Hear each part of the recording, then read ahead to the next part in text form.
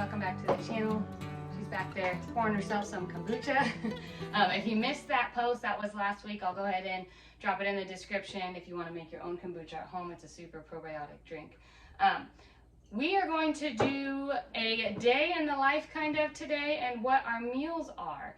Today, I am going to share with you a way to use up some sourdough discard. So I feed my starters every single day, and a lot of times, or every day, you are going to discard and throw away sourdough starter. And so a lot of times that's hard to do when you're someone like me who is budget friendly and likes to use every part of everything. So I'm going to share with you an easy breakfast to do with sourdough discard, and that is sourdough discard pancakes. You can do it with as gluten-free, or you can do it with regular. But first, we are going to go get some chores done outside, and then we will jump back into the recipe.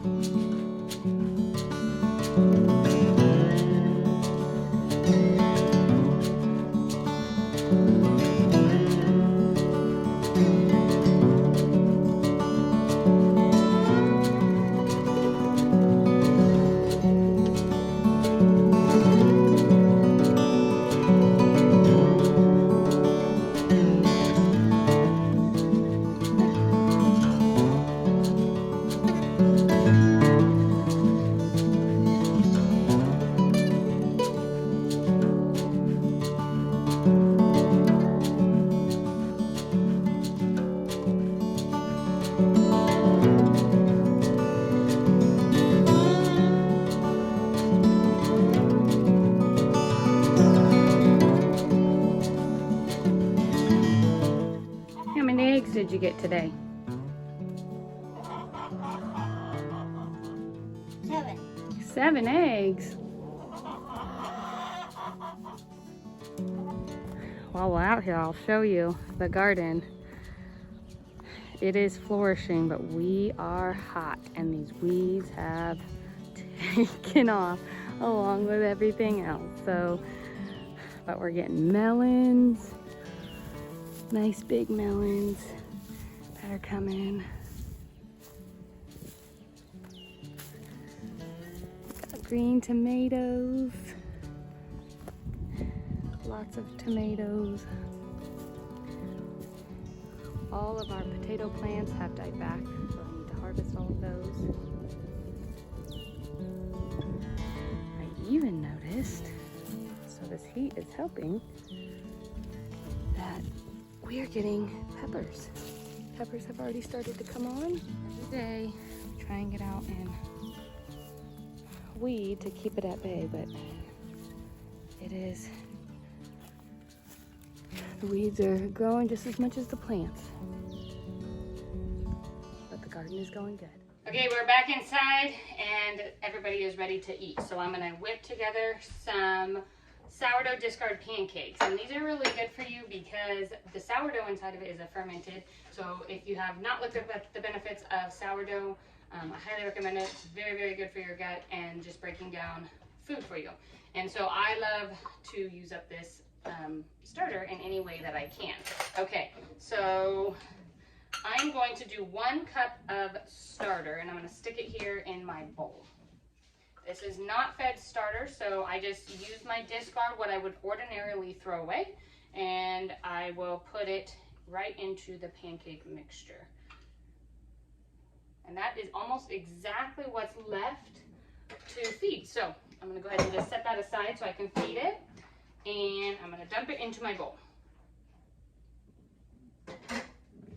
Now, again, you can use this recipe as regular. So instead of the all-purpose gluten-free flour, you will go ahead and use a regular all-purpose flour. Instead of a gluten-free starter, you'll go ahead and use a regular sourdough starter. So it all works. I'm going to put in 2 eggs.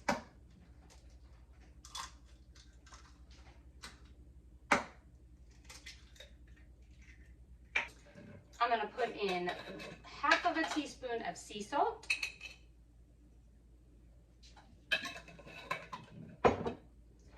2 teaspoons of baking powder.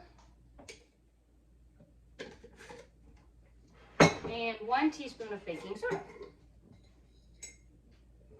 Now the key to this recipe, especially for gluten-free, is to use a whisk. You definitely want to use a whisk in this. And I'm just going to whisk this all together to make sure that it is smooth. Okay, and then I'm going to do about 4 tablespoons of maple syrup. Sometimes I don't really even measure it. I just kind of pour maple syrup in. You can't go wrong with maple syrup. And then I've enlisted a helper here. She's going to go ahead and whisk that together. Now because your starter is active, well, it's not active because you haven't fed it, but it is a living thing. It's your rising agent when you're making bread.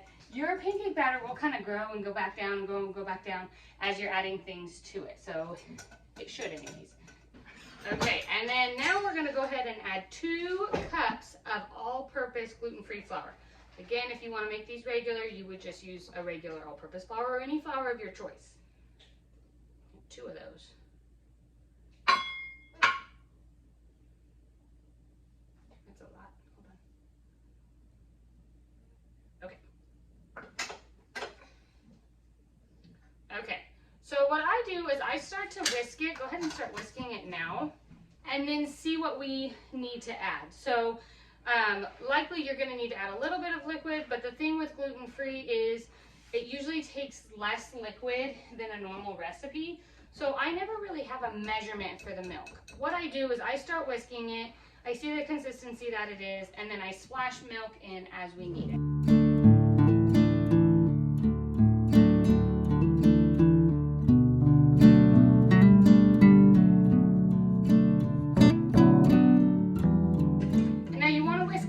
There's no more clumps in it and it is nice and smooth. You can add in things at this point. If you want to do sourdough raisin pancakes, you can add in some raisins, you can add in some cinnamon and nutmeg. Pumpkin spice would be good in the fall. Whatever you choose, whatever you choose to do at this point. Even some pureed pumpkin would be really good in the fall with some pumpkin spice. You think that would be good? Maybe we'll try some pumpkin spice sourdough pancakes. That sounds good. So we're going to now heat up a skillet and we're going to get these on to make some pancakes. Okay, my skillet has a generous amount of butter on it and it is heated up here on the stove. Now I'm ready to add in my sourdough discard pancakes. And I'm going to go ahead and put a scoopful onto the skillet to cook each side until they are golden brown.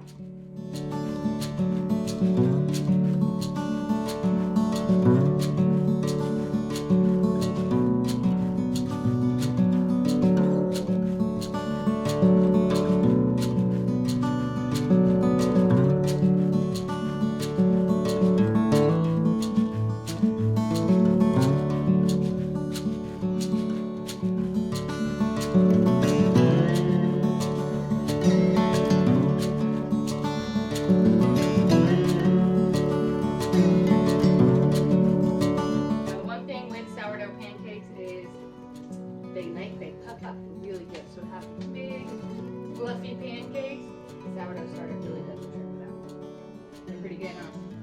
Yeah. All right, let's get your plate.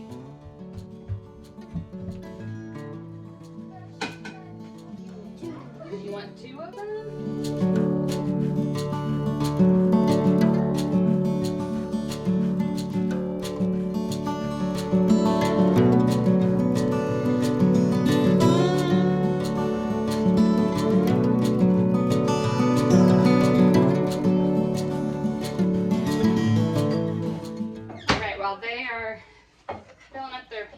I'm going to keep frying these up, but I hope that this video gave you a good idea to use up your sourdough starter so that you don't have to just keep tossing it in the trash can.